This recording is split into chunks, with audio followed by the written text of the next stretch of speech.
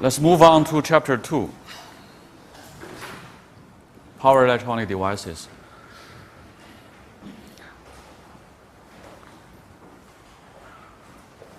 This is the outline for chapter 2. I believe you do not have any idea of what this is. I mean, let's just go on for each section. Let's first talk about, in general, what is power electronic devices. Okay, we'll talk about some basic concept and their features. We'll talk about the configuration of systems using power electronic devices. Talk about classifications and what are the issues we are going to discuss.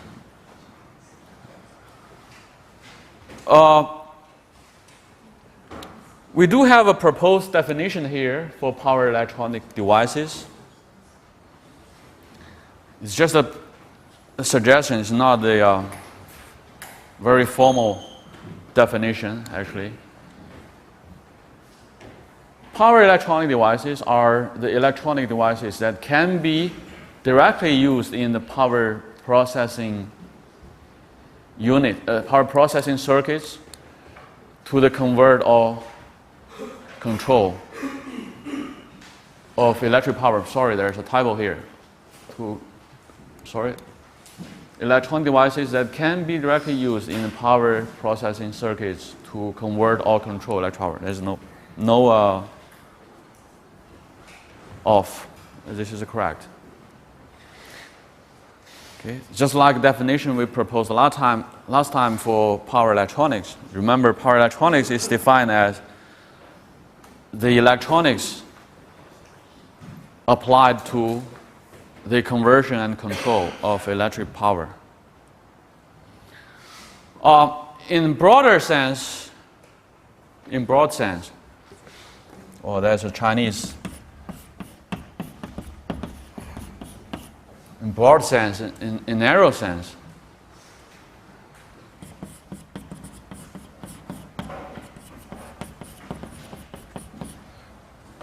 so broad sense. In broad sense, power electronics devices can be classified as vacuum devices and semiconductor devices. We mentioned last time.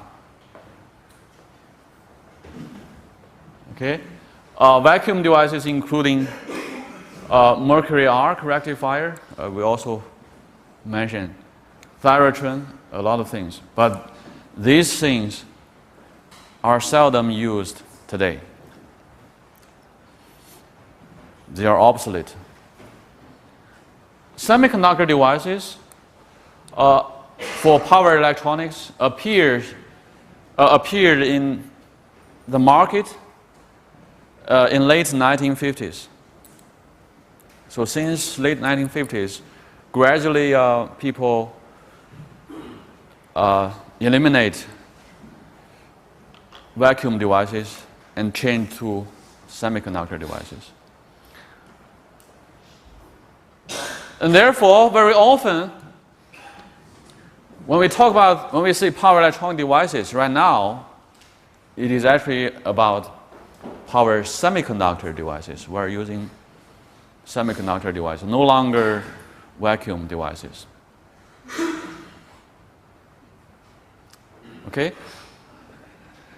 When we come here, I remember I have a picture showing what a vacuum device is looking like. It's very large.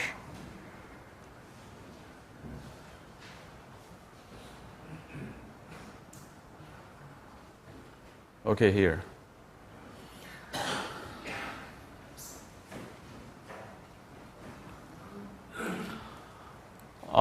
This is actually, you can see here, this pointer is not working. This thing here, you see many glass tubes there. This is one mercury arc rectifier. very big one. It's almost the size almost as large as my laptop computer. But it's just one device. You can see very large size. This picture I took this when I'm visiting a colleague in Switzerland. This professor standing beside me. There's a professor from Swiss Federal Institute of Technology in Zurich, ETH Zurich.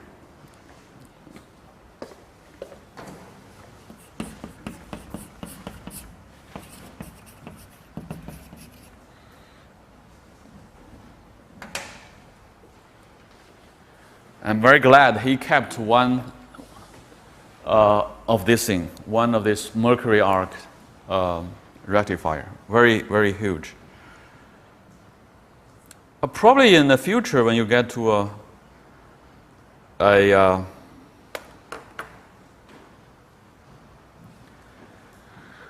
practical field, you still have a chance to see mercury arc rectifiers. I heard that there are still some high voltage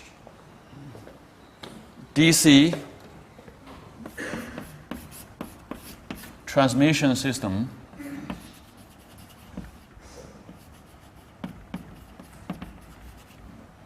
high voltage HVDC, high voltage DC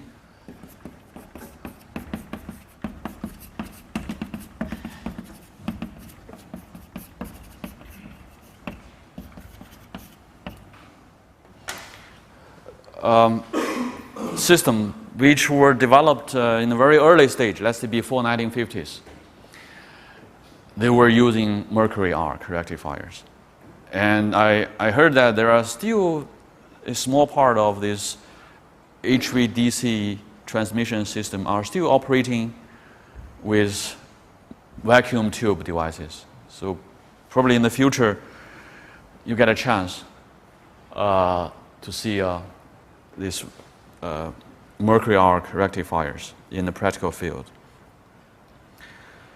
So very often today when we talk about power electronics devices, we actually mean power semiconductor devices. We no longer talk about vacuum tubes. And we all know for semiconductor devices, the major material is silicon. Silicon.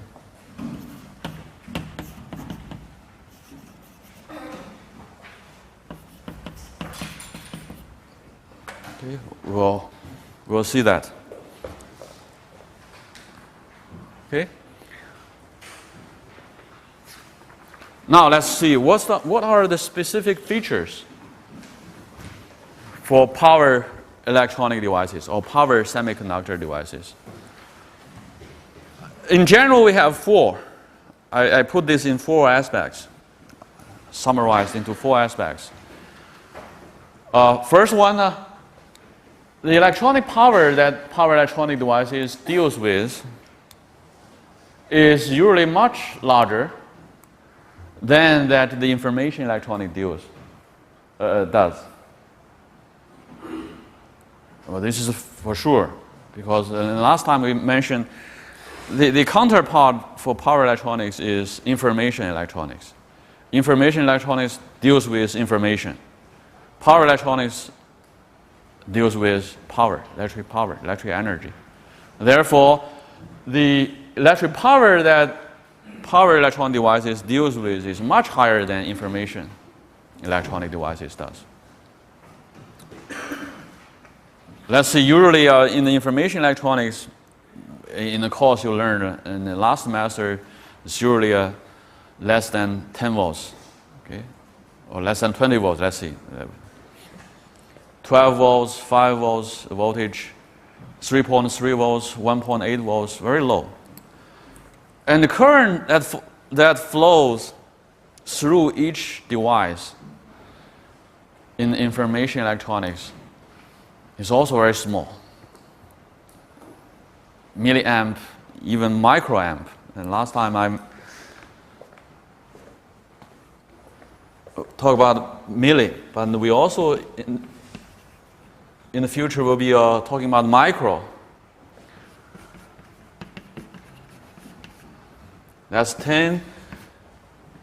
That's multiplied by 10 to the minus 6 power. Okay, very small. Second aspect, a second feature about power electronics is they are usually working in switching states. Switching states.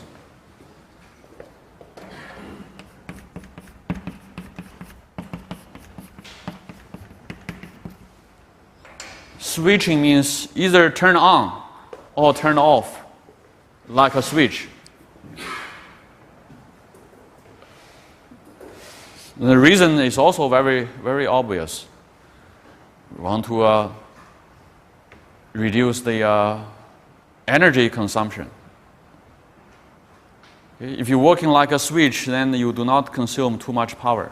You do not consume too much energy. This is very special. You still remember in analog electronics, all those devices is usually working not in switching states, but in amplifying states. Or linear states, amplifying, linear.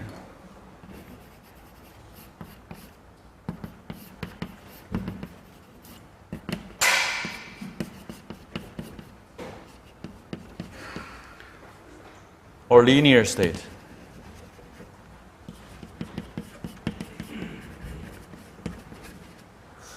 Okay, in order to process information, process signals. They cannot be working in a switching state. But there's a special case. We know in this semester you probably will learn digital electronics.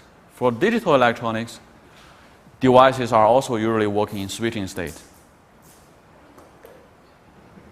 A transistor will be either turned on or turned off in digital electronics. But in that case, in digital electronics, devices are working in switching states to represent information, not for saving energy. Primary task is to represent information. When a transistor is turned on, it represents 1. When it is turned off, it represents 0, 1, 0, 1, 0. Those are used to represent information. Primary task. But here, the reason power electronic devices are working in switching states is to reduce power. Why? Because this is a switch. When the switch is turned on, the voltage across the switch will be 0. Okay? When the switch is turned off, when the switch is open, then the current flowing through the switch will be 0. So in both of these cases, if you look at the power, the electric power consumed, that's always 0, because either current or voltage will be 0. Therefore, there's no, ideally, if this is just ideal switch, then there's no energy consumption. Okay?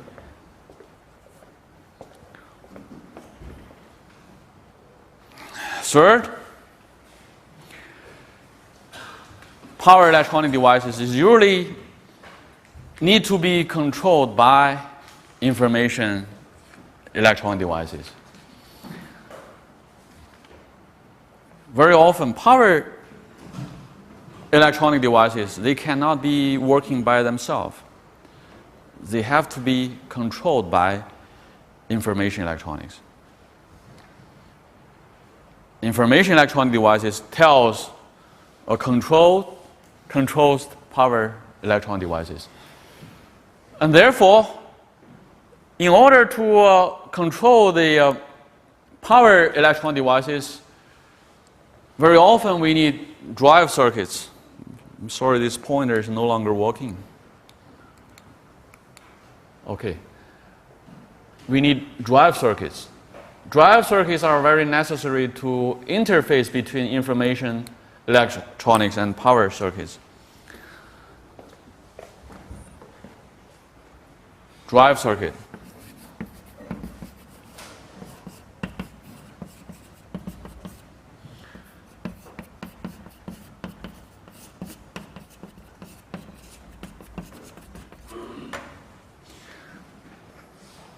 This is also understandable because information electronic devices are usually dealing with very low voltage, low current signals.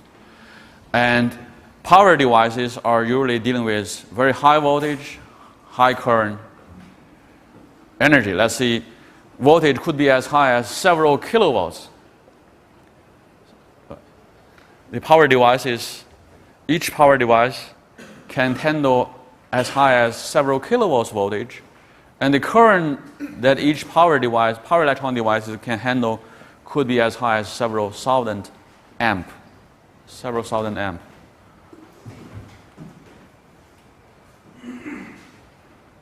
And in order to control for this small signal, less than 5 volts, a milliamp signal, to control such high voltage, high current device, you need a intermediate stage. This middle stage is used to amplify the signal so that you can turn on and turn off the power device. This middle stage is called drive circuit. So very often you will see you need drive circuit sitting between information electronic circuit and power electronic circuit.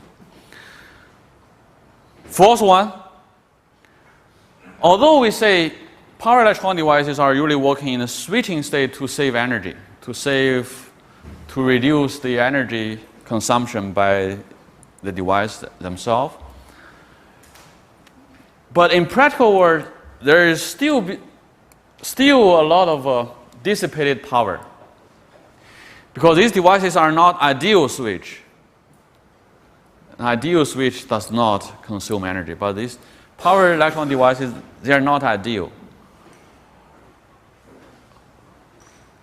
Okay? For example, the actual power semiconductor devices, when they are turned on, for ideal switch, the voltage should be exactly 0. Look at the upper picture here. Should be exactly 0, but this is not power semiconductor devices. They are not ideal switch. So when they turn on, there's still a very small voltage drop. You see here? Not exactly 0, but still a very small voltage drop there. Okay, therefore, this very small voltage drop will cause power loss. Okay, so voltage multiplied by current, when you turn on this switch, there's still a very small power loss. Okay, and when it is turned off, ideally, there is no current flowing through the switch, but in practical situation, there's still very tiny amount of current flowing through. Therefore, you still have a certain power loss. And more important, during the changing period, let's say changing from turning on to turning off, from on state to off state, or changing from off state to on state. During the changing, the voltage has to go, let's say here, from nearly 0 to a certain value, and the current has to go from a certain value decrease to nearly 0. This changing period, during this changing period, neither voltage nor current is 0. They both have certain values, therefore the power loss is there. Also, the changing from turning off from off state to on state, there's also energy loss. This is called switching loss. Okay, so you have on state loss, switching loss. All these things add up together. The energy loss on power semiconductor devices is still not small, still quite large. And therefore,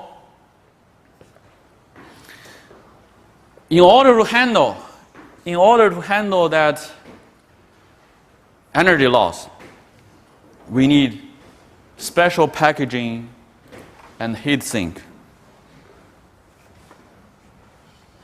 Packaging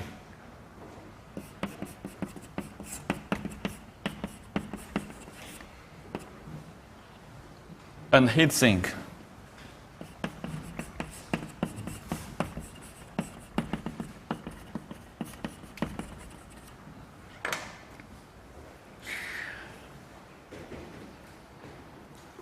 Otherwise, if you do not handle this energy loss, we know usually this energy loss will be appearing in the form of heat.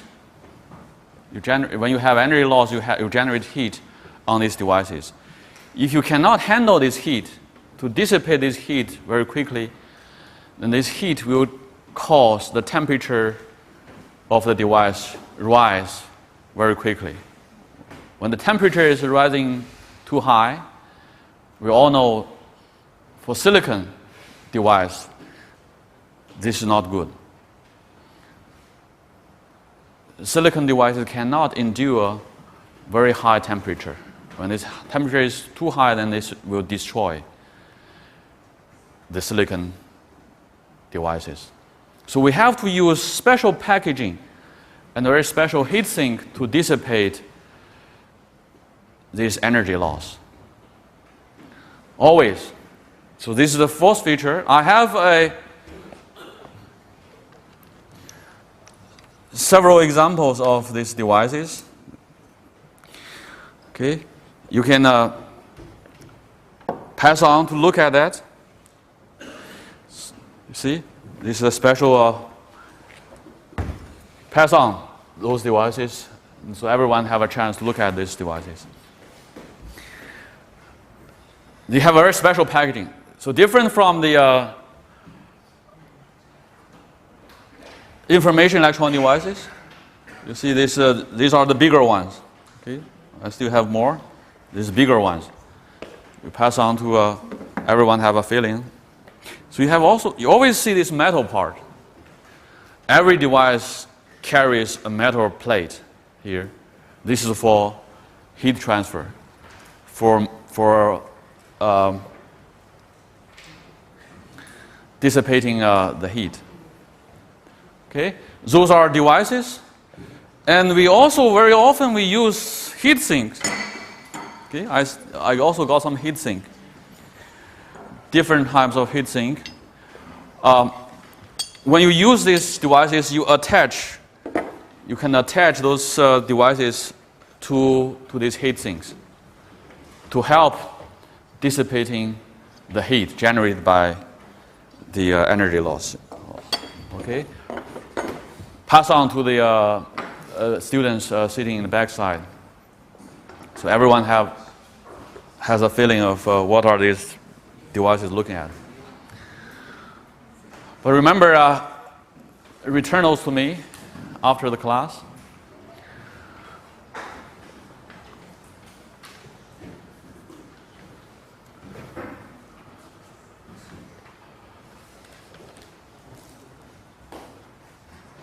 Those are the features I summarized as the specific features for power electronic devices. So those are what makes power electronic devices different from information electronic devices.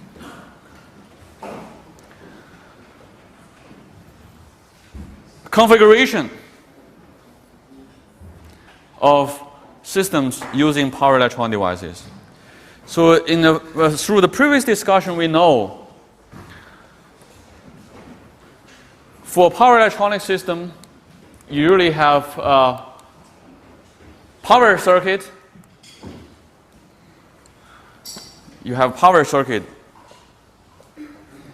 where all the high voltage, high current energy is passing through. This is called power circuit.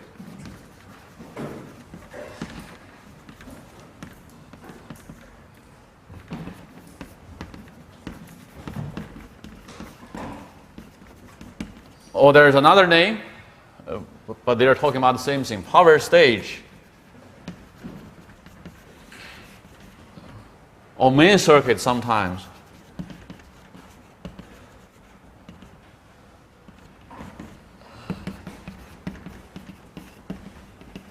They are all talking about the same thing. The part of the circuit that handles high voltage and high current. Okay? And then you have control circuit here, because we mentioned every power electronic device needs to be controlled by control circuit. Those are information electronics to control. And then between control and power, there is these two part. You need drive circuit. We mentioned that. These are very small signal, low voltage, low current. In order to control these very high voltage, high current devices, you need a middle stage. This middle stage is called drive circuit. Okay, and then you need if you need to realize feedback control, then you need detection, signal detection or measurement. You have measurement or detection circuit here. Okay. Measure the signal, and very often, because these are high voltage, this part is high voltage, high current, and starting from this side is usually only able to handle low voltage, low current. Therefore, very often you need, between these two, you need isolation, electric isolation.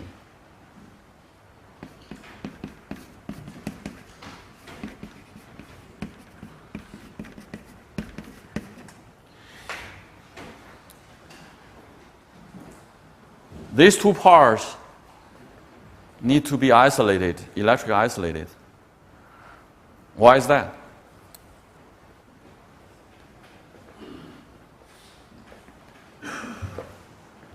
Because if these two parts are connected, electrically connected, then those high voltage, high current could destroy this part, the low voltage, low current part.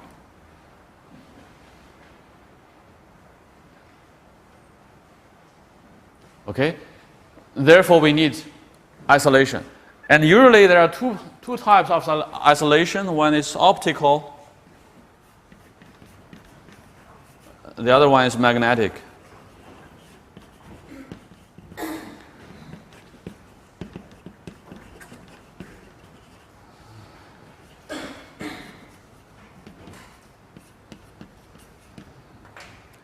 So you will very often see electrical isolation between drive circuit and main circuit, and between measurement circuit and main circuit, isolation. Well, this is the Euro configuration of power electronic system. Protection circuit is also very often used. This last statement here. Protection circuit.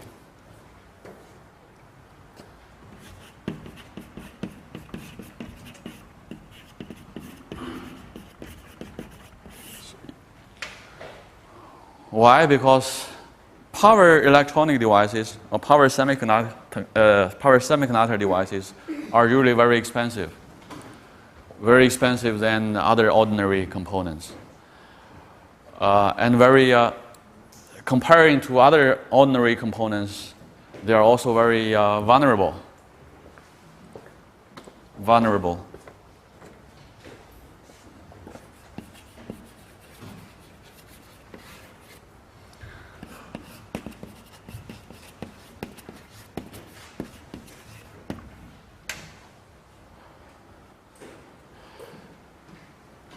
Okay, so they need a very special protection circuit. That's also what we usually see for power electronic devices. This is a picture showing the terminals of power electronic devices. Usually it has 3 terminals. A power electronic device usually has 3 terminals.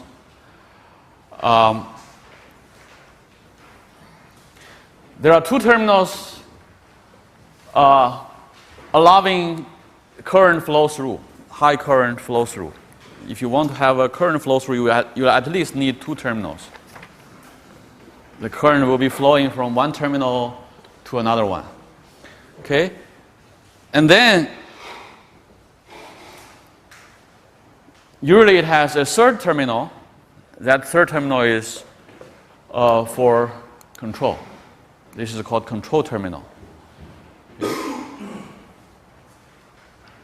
Through this control terminal, you control the device to be turned on or be turned off. The control signals from the drive circuit must be connected between, let's say this is the control terminal, this one, and another between the control terminal and one of the main terminals allowing high current flow.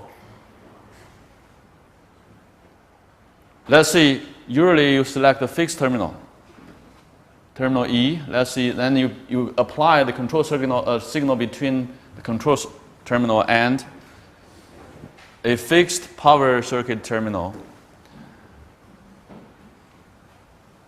Therefore, this power circuit terminal would, on one side, allow high current flow through. On the other side, it will be used as one of the terminals accepting the control signals.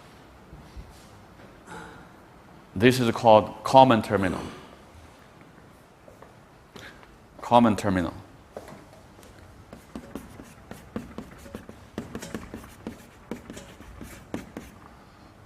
It's common because on one side it allows power circuit to flow the high current. On the other side, it is also a terminal to accept the control signal.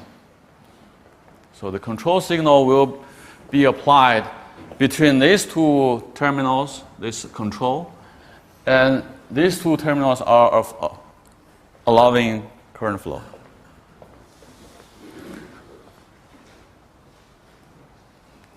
Okay, so this is an illustration here. You apply drive circuit here between these 2 terminals.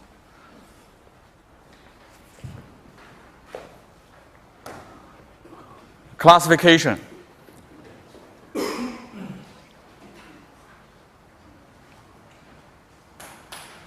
In a very special case, a power electronic device could have only 2 terminals. It has no control terminal. For this type of power electronic device, this is called uncontrollable device. That's diode. Diode is the only uncontrollable power electronic device.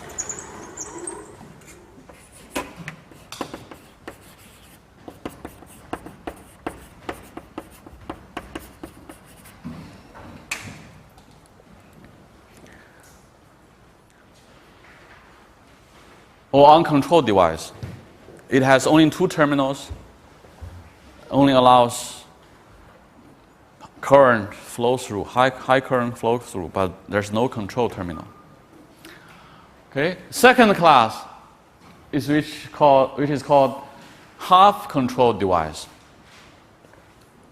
Half control device, and there's also only one type of device there. That's thyristor.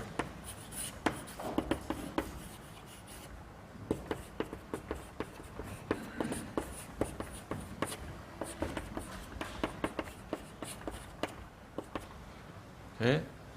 This is uncontrolled, this is half controlled. Why is it called half controlled? Because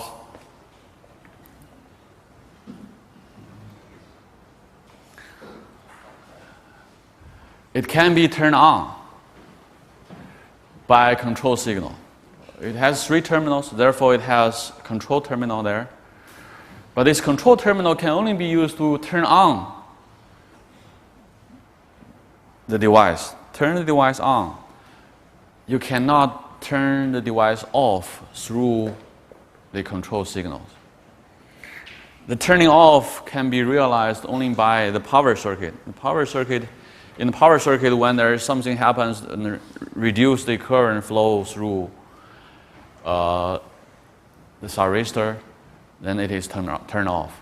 It is not controlled by control terminal. Only the turning on is controlled by control terminal. So that's called half controlled. And then you have a fully controlled or fully controllable device. That means, very easy to understand, that means through the control terminal you can turn it on and you can turn it off. That's fully controlled through this control terminal. Okay? There are many devices there. We'll talk about that later on. Power MOSFET, IGBT, GTO, IGCT.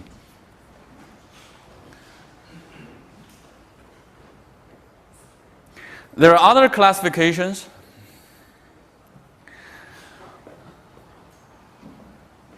According to what kind of drive circuit you need to turn on or turn off the device, and according to what type of drive signals you need to turn them on or off, and according to the physics, semiconductor physics. But we will not go through this in detail right now at the current stage. We probably will come back to this stage later on when we complete discussion of all the devices, because you cannot have very good understanding here. And then for each device, we'll talk about the following topics. We'll talk about the appearance. We'll talk about structure and symbol, physics of operation. We'll talk about the characteristics, including switching. When we talk about the characteristics, it includes static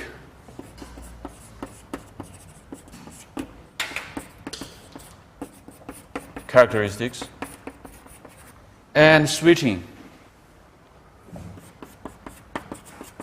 characteristics. Another name for switching characteristics is dynamic. We'll talk about this. Characteristics is a word, means performance. How would it characterize performance? Specification,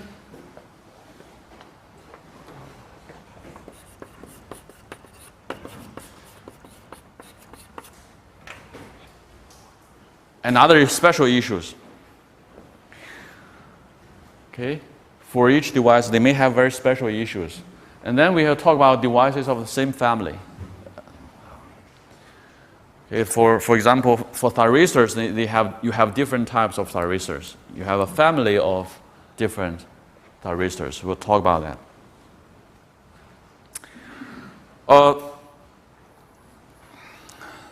This page only shows you. So far, we have been talking about. When we talk about power electronic devices, we have been always talking about power semiconductor devices, and except diode, other than diode, all the power semiconductor devices, they are all controllable, either half controllable or fully controllable.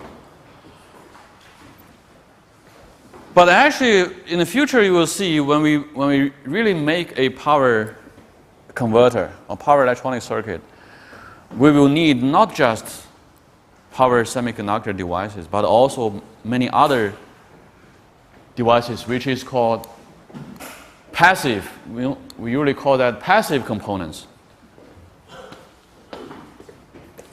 passive components.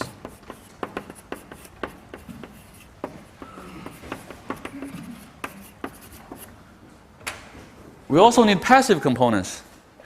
They are called passive because they cannot be controlled by a control signal. Not like semiconductor devices. Semiconductor devices, they can be controlled, turn on, turn off by control signals. But these components, they cannot be controlled by control signal. For example, resistor, inductor, capacitor, or even transformer. We also mentioned transformer here.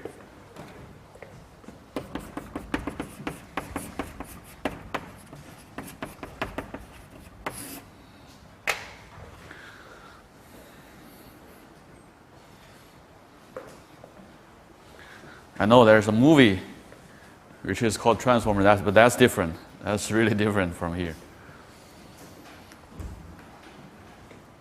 These are called passive components since they cannot be controlled by a control signal, and their characteristics are usually constant. They cannot be changed. Okay?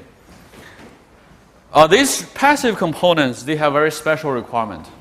When you are using transformer, you're using inductor, capacitor, or resistor here in the power electronic circuit, the requirement for these components will be very different from other ordinary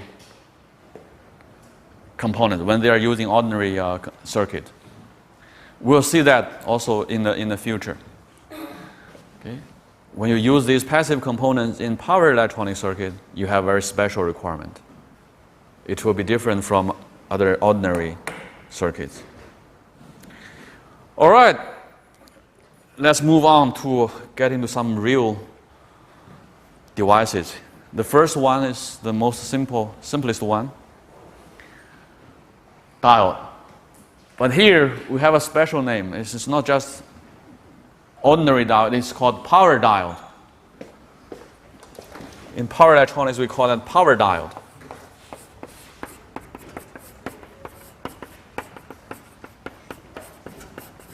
That's power diode.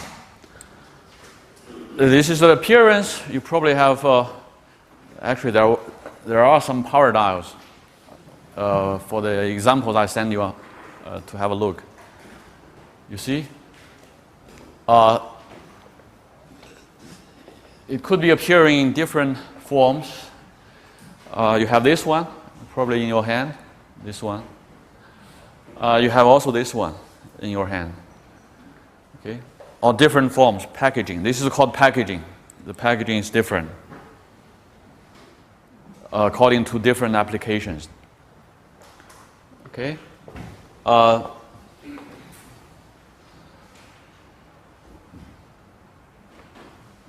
The structure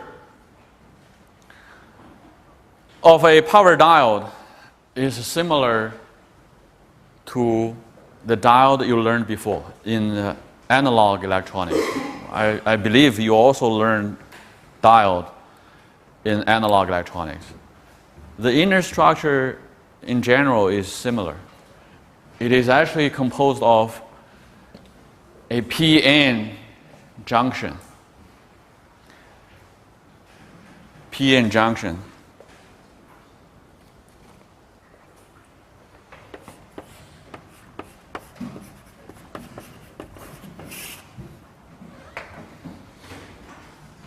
P-n junction.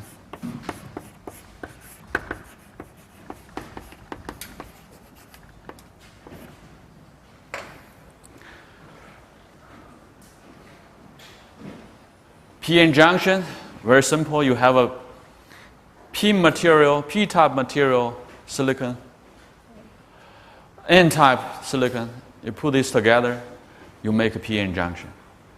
And the terminal attached to the P material is called anode.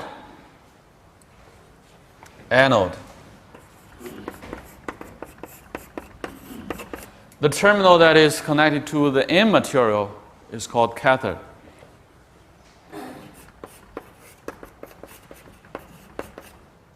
And we usually use characters A and K to represent anode and cathode respectively. Okay, that's structure. This is also always the same as what you learned from analog electronics. And also the symbol is also the same. Electric symbol here. You see? This symbol is also the same as you learn in analog electronics. This is a symbol to represent diode. Anode, cathode. Okay?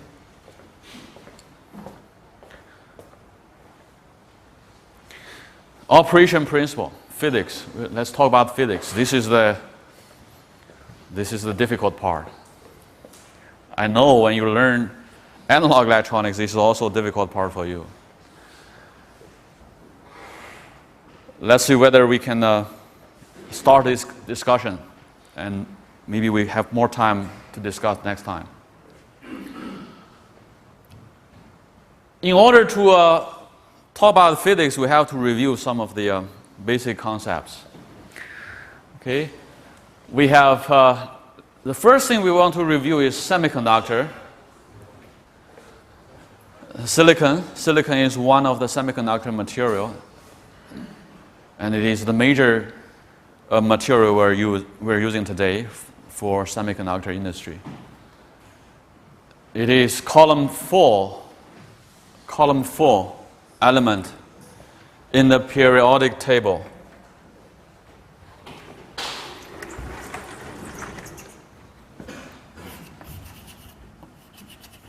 Chemical periodic table, do you know that? Periodic table.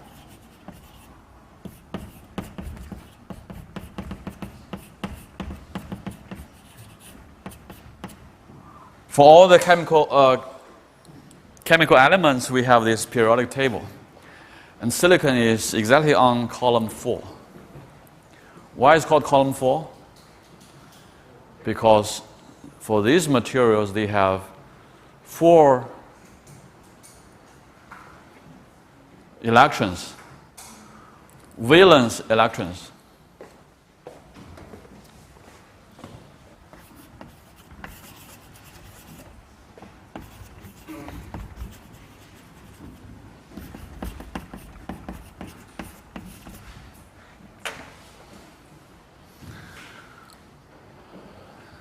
This valence electrons is the electrons that stayed at the outermost level, outermost layer of all the electrons in an atom.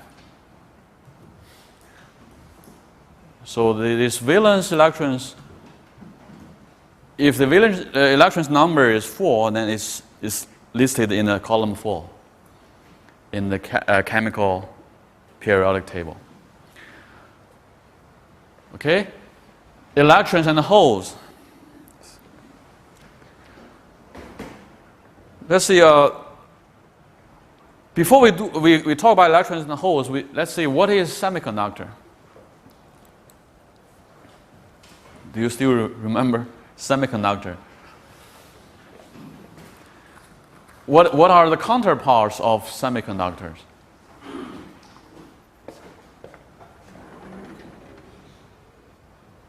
Counterpart. Do you know this word?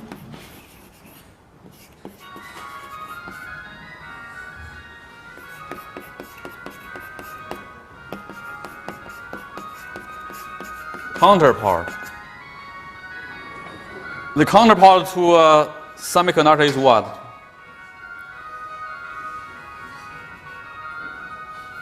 Conductor.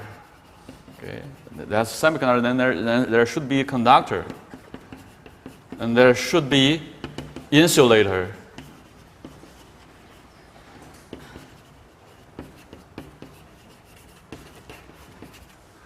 Okay, and then you have semiconductor.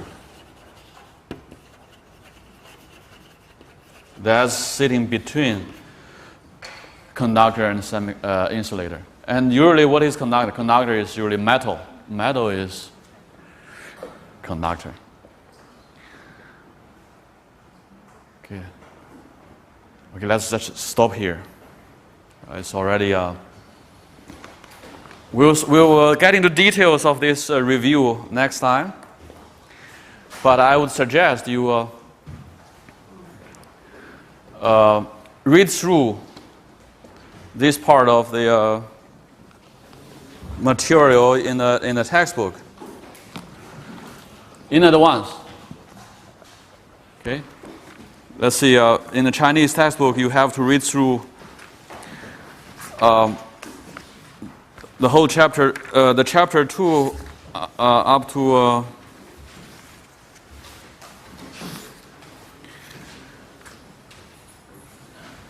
page 7. Let's see, page 19. Okay, it's not just today's material, but also the material, part of the material for next class. Okay, and then for the reference book in English,